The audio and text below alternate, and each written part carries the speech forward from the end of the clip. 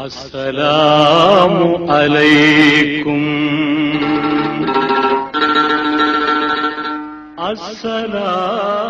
அஸ்ஸலாமு அலைக்கும்.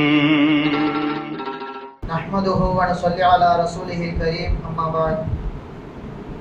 அல்லாஹ் ஜல்ல ஷானஹு வ தஆலா தனது திருக்குர்ஆனிலே யுஸப்பித்துல்லாஹு அல்லதீன ஆமனு பில் கௌலி ஸாபித் ஃபில் ஹயாத்தி துன்யா வ ஃபில் ஆখিরা என்பதாக சொல்லி காண்பிக்கின்றான். அல்லாஹ் சுப்ஹானஹு வ தஆலா முஃமின்களுக்கு லா இலாஹ இல்லல்லாஹ் என்கின்ற அந்த வார்த்தையை, அந்த வாழ்க்கையை உலகத்திலேயும் நாளை மறுமை நாளிலேயும் அல்லாஹ் சுப்ஹானஹு வ தஆலா உறுதிப்படுத்துகிறான் என்பதாக அந்த வசனத்தின் பொருள். இந்த வசனத்திற்கு பின்னால் இருக்கின்ற விளக்கங்களை நாம் பார்க்கின்ற பொழுது அல்லாஹ் தஆலா கபருடைய வாழ்க்கையை குறித்து பேசுகின்றான். எனவே அதன் அடிப்படையில் இன்று கபரிலே நடக்கக்கூடிய நிகழ்வுகள் என்ன, மௌத்தானதில் இருந்து நம்முடைய ரூஹ் எங்கெங்கெல்லாம் செல்கிறது என்பதை குறித்து தான் இன்றைய தராவீகளை நாம் சிந்தனை செய்ய இருக்கிறோம். எல்லாம் அல்லாஹ் சுப்ஹானஹு வ தஆலா நேரத்திலே பரக்கத் செய்வானாக. கண்ணியத்திற்குரியவர்களே, ஒரு மனிதன், ஒரு முஃமின் இறந்து விட்டால் அவனுடைய உயிரை கைப்பற்றுகின்ற பொழுது மலக்குல் மௌத் மென்மையான முறையிலே அவருடைய உயிரை கைப்பற்றுகிறார். வன்னாஷிதாதி நஷ்டா என்பதாக நாம் ஓதியிருப்போம். மென்மையான முறையில் வலிக்காதவாறு உடம்பிலிருந்து ரூஹு கைப்பற்றப்படும். அந்த மலக்குல் மௌத் வருகின்ற பொழுது அவரோடு சேர்ந்து சில மலக்குமார்களின் கூட்டமும் வருவார்கள். வந்து அந்த ஆத்மாவிடம் பேசுவார்கள். உஹ்ருஜி ஐயத்துஹன் நஃப்ஸுத் தய்யிபா, அழகிய ஆன்மாவே, மர்ஹபம் பின் நஃப்ஸி தய்யிபா, உன்னுடைய வரவு நல்வரவாகட்டும், வா போகலாம் என்பதாக அந்த ஆத்மாவோடு அழகிய முறையில் பேசி அதை தன்னோடு அழைத்து செல்வார்கள். மட்டுமல்லாமல் உன்னின் மீது இரக்கம் காட்டக்கூடிய, உன்னின் மீது கோபமே படாத ஒரு இறைவன் உனக்காக வேண்டி காத்து கொண்டிருக்கிறான், வா போகலாம் என்பதாக அந்த மலக்கு அந்த நல்ல ஆத்மாவை அழைத்து கொண்டு செல்கிறது. முதல் வானத்திற்கு செல்லும் பொழுதும், இரண்டாம் வானம், மூன்றாம் வானம் என்று ஒவ்வொரு வானமாக செல்லுகின்ற பொழுது அங்குள்ள மலக்குமார்கள் எல்லாம் அந்த நஃப்ஸின் பெயரை சொல்லி, அந்த ஆத்மாவின் பெயரை கூறி வரவேற்கிறார்கள், வாழ்த்து தெரிவிக்கிறார்கள். இப்படி ஒரு வரவேற்பு கிடைக்கின்ற பொழுது அந்த ஆத்மா எவ்வளவு சந்தோஷப்படும். அந்த ஆத்மா சொல்லுமாம், ஹதீஸில் வருகிறது, கத்திமூனி கத்திமூனி, சீக்கிரம் விரைவாக என்னை அழைத்து செல்லுங்கள், நான் இறைவனை பார்க்க வேண்டும் என்று அந்த ஆத்மா சந்தோஷப்படுகின்றது. இப்படியே 7 வானங்களை கடந்து சென்றதற்கு பிறகு அல்லாஹ்வை சந்திக்கக்கூடிய வாய்ப்பு அந்த ஆத்மாவிற்கு கிடைக்கிறது. அல்லாஹும் அந்த ஆத்மாவை வாழ்த்துகிறான், அதை வரவேற்கிறான்.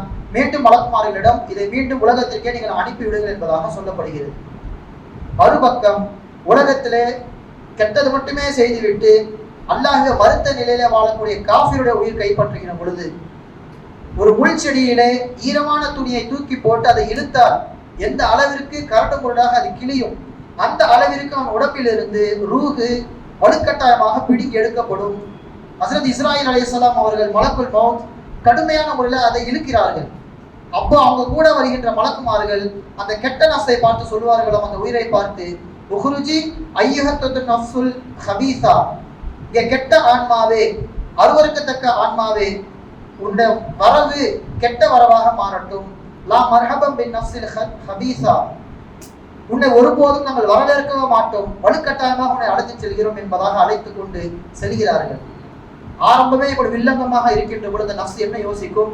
அது கேட்குமாம், யாவைலஹா, எனது நாசமே, என்ன ஒரு வரவேற்பு இது, ஐன எதுஹபூன பிஹா, என்னை எங்கே அழைத்து கொண்டு செல்கிறீர்கள் என்று அந்த ஆத்மா, அந்த கெட்ட நஃப்ஸ் மலக்குமார்களிடம் சொல்லிக்கொண்டே இருக்கும்.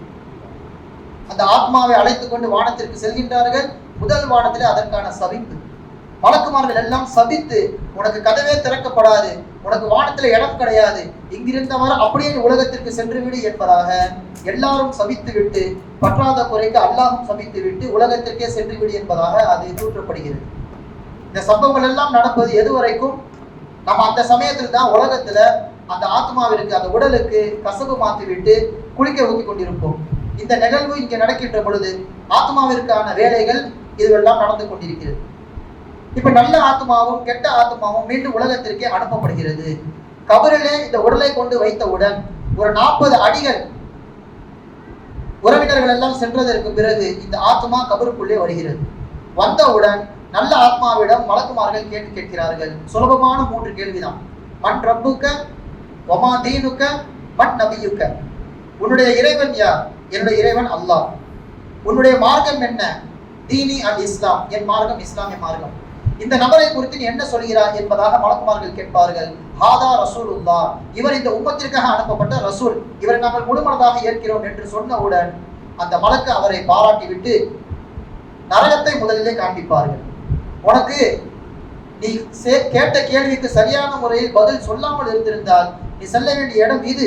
ஆனா அல்லாஹு தாலா நீ சொன்ன பதிலை பொருந்தி கொண்டு உனக்கு அல்லாஹு தாலா சொர்க்கத்தை தருகிறான் என்று சுவனத்தின் கதவுகள் திறக்கப்படுகிறது. மறுபக்கத்திலே கபர் அவரிடத்திலே பேசுகிறது. உலகத்திலே சுற்றி திரிந்தவர்களில் மிகவும் விருப்பத்திற்குரிய நபர் நீ, இப்போது என்னிடத்திலே வந்திருக்கிறாய், நான் உன்னை நல்லபடியாக பார்த்துக் கொள்ள போகிறேன் என்று சொல்லி கபர் அவருக்காக வேண்டி விசாலமாகி கொண்டே செல்லும், பார்வை எட்டும் தூரம் வரைக்கும். மட்டுமல்லாமல் சுவனத்தின் கதவுகள் திறக்கப்படுகிறது. கியாமத் நாள் வரைக்கும் அவருக்கு சொல்லப்படுமாம், நம் நவமத்திலே அரூஸ், ஒரு மாப்பிள்ளை தூங்குவதை போன்று கியாமத் நாள் வரைக்கும் நிம்மதியாக தூங்கிக் கொண்டே இரு, ராஜாவை போன்று நீ கபரிலே தூங்கிக் கொண்டே இரு என்பதாக கபரிலே அவருக்கு சொல்லப்படும். இப்ப வானத்திலிருந்து திருப்பி அனுப்பப்பட்ட கெட்ட ரூஹு உலகத்திலே அந்த உடம்பிற்குள்ளே வருகின்ற பொழுது அதை நோக்கி சொல்லப்படுமாம், உன்னுடைய இறைவன் யார், மார்க்கம் என்ன, உன்னுடைய நபி யார் என்று கேட்கும் பொழுது எல்லாவற்றிற்கும் லா அதிரி, நீங்க கேட்ட கேள்வி எனக்கு புரியல என்பதாக அந்த ஆத்மா சொல்லும். கேள்வி தெரியல என்பது வேற, கேள்வி எனக்கு புரியல என்பதாக அந்த ஆத்மா சொல்லுமாம். அப்ப மலக்குமார்கள் சொல்லுவார்கள், நீ செல்ல வேண்டிய இடம் இதுதான், சொர்க்கத்தை காண்பிக்கப்படும். நீ சரியான முறையில பதில் சொல்லியிருந்தால் நீ சொர்க்கத்திற்கு செல்ல வேண்டி இருக்கும். ஆனால் நீ கேள்வியே புரியவில்லை என்று சொல்லிவிட்டாய், எனவே நீ செல்ல வேண்டிய இடம் நரகம் என்பதாக நரகத்திற்கு உண்டான இடம் அவருக்கு காட்டப்படும். கபரு பேசுமா, உலகத்திலே சுற்றி திரிந்தவர்களில் என் மேலே சென்றவர்களில் நீயே மிகவும் அருவருக்கத்தக்கவன், இப்போது நீ என்னிடத்தில் ஒப்படைக்கப்பட்டிருக்கிறாய், நான் உன்னை எப்படி கவனிக்கப் போகிறேன் என்று பார் என்று சொல்லி கபரு அவரை நெருக்க ஆரம்பிக்கிறது. ஒரு ஆத்மாவை ஆரம்பத்திலேயே அல்லாஹ் சுப்ஹானஹு வ தஆலா எப்படி அது நல்ல ஆத்மாவா கெட்ட ஆத்மாவா என்று உடலில் இருந்து உயிர் பிரிகின்ற பொழுது அல்லாஹ் தஆலா முடிவு செய்து விடுவான். அதனால தான் உயிர் கபரிலே கொடுக்கப்பட்டவுடன் ஒரு 40 அடி நாம் கடந்து சென்றதற்கு பிறகு அதற்காக வேண்டி துவா செய்கின்றோம். கேட்கின்ற கேள்விக்கு உடனுக்குடனே பதிலளிக்க வேண்டும், திகைப்பில் அது இருக்கக்கூடாது என்று அந்த மையத்திற்காக வேண்டி நாம் அல்லாஹ்விடம் பாவ மன்னிப்பு கேட்கிறோம், அதற்காக வேண்டி சிபாரிசு செய்கின்றோம். அப்ப அந்த கெட்ட ஆத்மாவுக்கு உயிர் கொடுக்கப்படுகிறது, கேள்விக்கான பதில் தெரியவில்லை, அங்கிருந்து அதற்கான அதாபு ஆரம்பிக்கிறது. நீ கேட்ட கேள்விக்கு பதில் சொல்லவில்லை, எனவே கபரு நெருங்குகிறது, நரகத்தின் கதவுகள் திறக்கப்படுகின்றது. இதெல்லாம் சொல்லி முடித்ததற்கு பிறகு அவருக்கு சொல்லப்படுமாம், சும்ம யுக்ரபு மின் மித்ரகத்தி மின் ஹதீதின் தர்பத்தம் பைன உதுனைஹி, இரும்பாலான சுத்தியலை கொண்டு அவருடைய காதுகளிலே அடிக்கப்படும். அடித்த அடியிலே அவர் அலறுவார். ஃபயஸீஹு ஸைஹத்தன் யஸ்மஉஹா மன் யலீஹி இல்ல ஸஃபலைன், அவருடைய அந்த அழுகுரலில், அவருடைய அந்த கதறலில் பக்கத்து கபரில் இருப்பவர்களும் அலறுவார்களாம். உலகத்தில் உள்ள எல்லா ஜீவராசிகளும் அந்த சப்தத்தை கேட்கும். இல்ல ஸஃபலைன், மனிதர்களையும் ஜின்களையும் தவிர்த்து. அவர்களுக்கு கபரின் சவுண்டு கேட்காது. கேட்டு விட்டால் மனிதன் என்னைக்கோ வஃபாத் ஆகி விடுவான். ரசூலுல்லாஹி ஸல்லல்லாஹு அலைஹி வஸல்லம் அவர்கள் ஒரு கபரை கடந்து செல்கின்ற பொழுது செடியை உடைத்து அந்த கபரில் நட்டு வைப்பார்கள். ஏன் என்று காரணம் கேட்க, இவர் சிறுநீர் கழித்து விட்டு சரியாக சுத்தம் செய்யவில்லை, அவருடைய கபரிலே கெஞ்சுகின்ற சப்தம் எனக்கு கேட்கிறது என்று ஸல்லல்லாஹு அலைஹி வஸல்லம் அவர்கள் சொல்லி காண்பிப்பார்கள். ஒரு சின்ன சின்ன விஷயங்கள் தான் நம்முடைய கபரு வேதனை அந்த இடத்துல உறுதிப்படுத்துகின்றது. நாம் நம்மை பரிசுத்தப்படுத்திக் கொள்ள வேண்டும். அப்ப அவருடைய அந்த அழுகுரலை, கதறல்களை உலகம் முழுக்க எல்லாம் கேட்கின்றது, மனிதனை தவிர்த்து. ஒருவேளை மனிதனுக்கு கேட்க வைத்து விட்டால் என்ன நடக்கும்? ரசூலுல்லாஹி ஸல்லல்லாஹு அலைஹி வஸல்லம் அவர்கள் சொல்கின்றார்கள், நான் நினைத்தால் அல்லாஹ்விடத்தில் துஆ செய்து உங்களுக்கு கேட்க வைக்க முடியும். ஆனால் அப்படி நான் செய்து விட்டால் எங்கே நம் உறவு முறை, நம் அம்மாவோ அத்தாவோ தங்கச்சியோ அண்ணனோ கபருக்கு சென்று விட்டால் அவர்கள் அனுபவிக்கின்ற வேதனை நம் காதுகளில் கேட்போமே என்று அடக்கம் செய்யாமலே நீங்கள் போய்விடுவீர்கள். வீடுகளிலேயே நீங்கள் மையத்தை வைத்து விடுவீர்கள். அந்த ஒரு அச்சம் மட்டும் எனக்கு இல்லை என்றால் நான் எல்லோருக்கும் நான் கேட்கின்ற எல்லாவற்றையும் உங்களும் கேட்க வைத்திருப்பேன். அதாவது தான் ஸல்லல்லாஹு அலைஹி வஸல்லம் அவர்கள் வாழ்க்கையிலே அழுகை அதிகமா சிரிப்பு அதிகமா என்று நீங்கள் கணக்கெடுத்து பார்த்தால் அழுகை தான் அதிகமாக இருக்கும். நாம் கேட்காதவற்றையெல்லாம் அவர்கள் கேட்கின்றார்கள். நான் அறிந்தவற்றையெல்லாம் நீங்கள் அறிந்திருந்தால் கலீலா குறைவாக சிரிப்பீர்கள், வல வகைத்தும் கசீரா அதிகமாக அழுவீர்கள் என்பதாக சொல்லி காட்டுவார்கள் ரசூலுல்லாஹி ஸல்லல்லாஹு அலைஹி வஸல்லம் அவர்கள். அப்ப இந்த கொடிய கபரின் வேதனையை விட்டு நாம் எப்படி பாதுகாத்துக் கொள்வது? அல்லாஹ் சுப்ஹானஹு வ தஆலா கெட்டவனுக்கும் காஃபிருக்கும் கொடுக்கின்ற வேதனைகளில் அந்த கபரில் கொடுக்கின்ற வேதனை அவனை ஒரு வழி ஆக்கிவிடும். தின்னீன் என்று சொல்லப்படுகின்ற 99 வகையான பாம்புகள் கபரிலே சாட்டப்படுகிறது. 99 வகையான பாம்புகளில் ஒவ்வொரு பாம்புக்கும் 7 தலைகள் இருக்கும் என்பதாக ரசூலுல்லாஹி ஸல்லல்லாஹு அலைஹி வஸல்லம் அவர்கள் சொல்லி காண்பிக்கிறார்கள். அது அவரை கியாமத் நாள் வரைக்கும் எல்சமூனஹு, அவரை கொத்திக் கொண்டே இருக்கும், அவருடைய தாடைகளை கடித்துக் கொண்டே இருக்கும் கியாமத் நாள் வரைக்கும். அது ஒரு பாம்பை குறித்து சொல்லப்படுகிறது.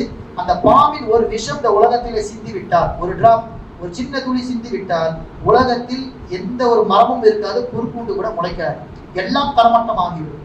அப்படிப்பட்ட அந்த பாம்புகள் 99 அவர் மீது சாட்டப்படும். கியாமத் நாள் வரைக்கும் அவரை தீண்டிக் கொண்டே இருக்கும். ஒரு பாம்பு ஒரு கொத்தினாலே 7 பூமிக்கு அடியில் அவர் சென்று விட்டு வருவார். 99 வகையான பாம்புகள் என்றால் நீங்கள் சிந்தித்து உணர வேண்டும் கண்ணியத்திற்குரியவர்களே. அல்லாஹ் சுப்ஹானஹு வ தஆலா இவ்வளவு வேதனைகளையும் சொல்லிவிட்டு ஸல்லல்லாஹு அலைஹி வஸல்லம் அவர்கள் மூலமாக அதற்கான தீர்வுகளை நமக்கு சொல்லியிருக்கிறார்கள். கபரின் வேதனையை விட்டு உங்களுக்கு பாதுகாப்பு கிடைக்க வேண்டுமா?